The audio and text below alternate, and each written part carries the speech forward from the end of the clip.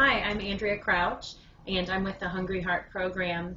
I use hypnosis, guided visualization, neurolinguistic programming, and nutritional counseling to help people learn how to have a healthy relationship with food and stop behaviors such as overeating, stress eating, yo-yo dieting, and feeling out of control with food.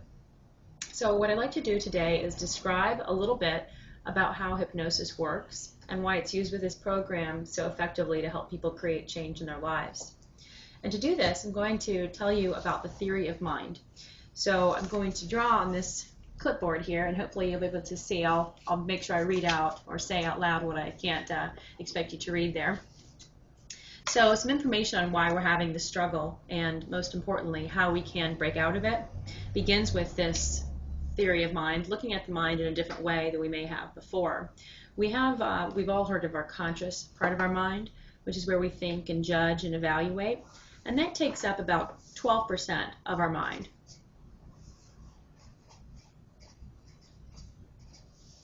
So here we have that 12% in our conscious mind. And then the remainder, this big part down here, is going to be, of course, the 88%, the subconscious mind.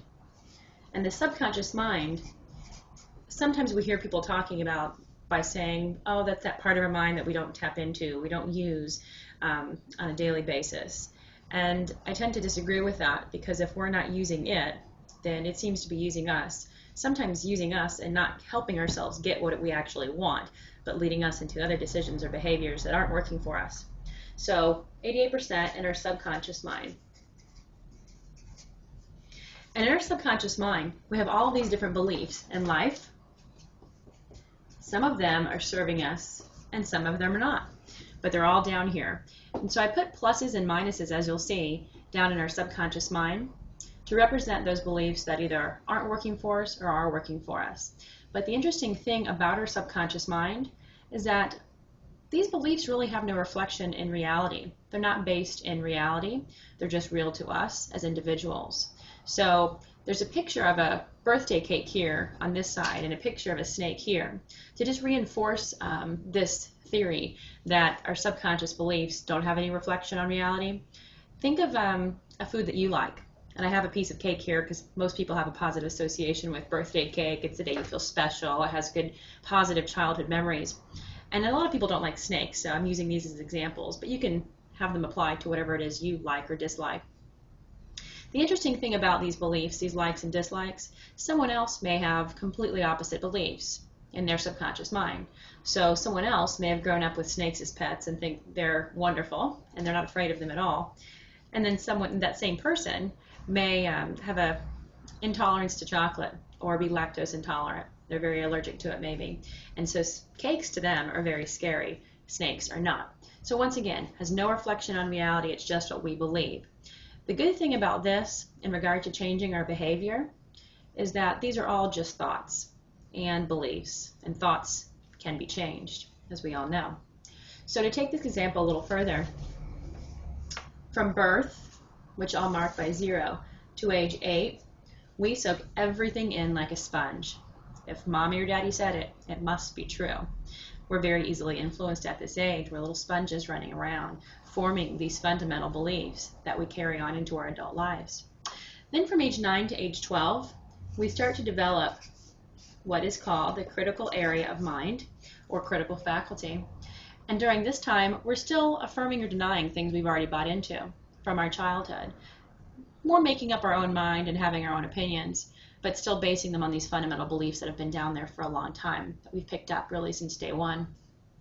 So let's say you go to a party and you have a plan because you've been paying attention to your food intake.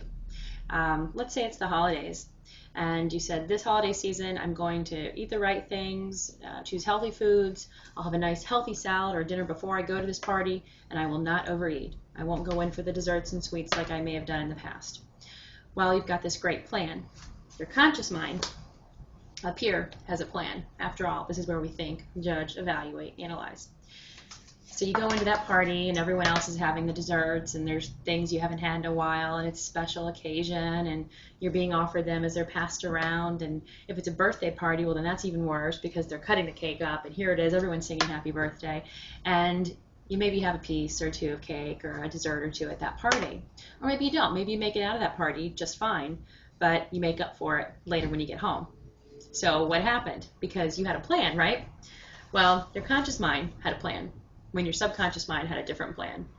Subconsciously, that food may have meant something a little bit more to you. Good times, childhood, whatever. So the conscious mind, that 12%, tiny 12%, gets into it with this big 88% in your subconscious mind, and who do you think is going to win? The 88% is just a much larger piece, and that belief's been around there for a lot longer. So what this example shows is if we want permanent change to be created in our lives, then we need to create that change on a subconscious level. How can we do that? Well, we can use hypnosis and NLP, which communicate more directly with the subconscious mind, the place where all these beliefs and ideas about ourself, life, food, habits are held.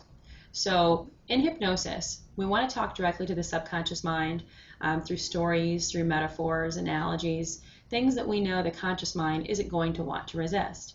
The other reason why it won't want to is because our subconscious mind is our protector. Its job is to protect us, and it wants to do that good job. So as soon as we show it, the subconscious mind, a better, more protective way of going about its job of protecting us, it naturally wants to gravitate towards that and start using that as a choice to live out our everyday lives. So it is all about choices, and it is about giving them to ourselves in the proper way. It's kind of like having a security guard that doesn't have a gun. He's doing a good job. He's doing the best job he can with the tools and resources available to him.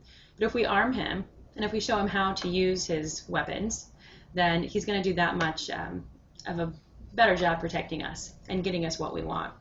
So I hope I've given you a little bit of an explanation on how hypnosis works with our program and how it helps us to change our behavior. And please give me a call or go to our website for further information. And I'd be happy to meet with you one-on-one in the office environment or over the phone and give you further information. I look forward to working with you and speaking with you in person. Thank you. Hi, I'm Andrea Crouch, and I'm with the Hungry Heart program. I use hypnosis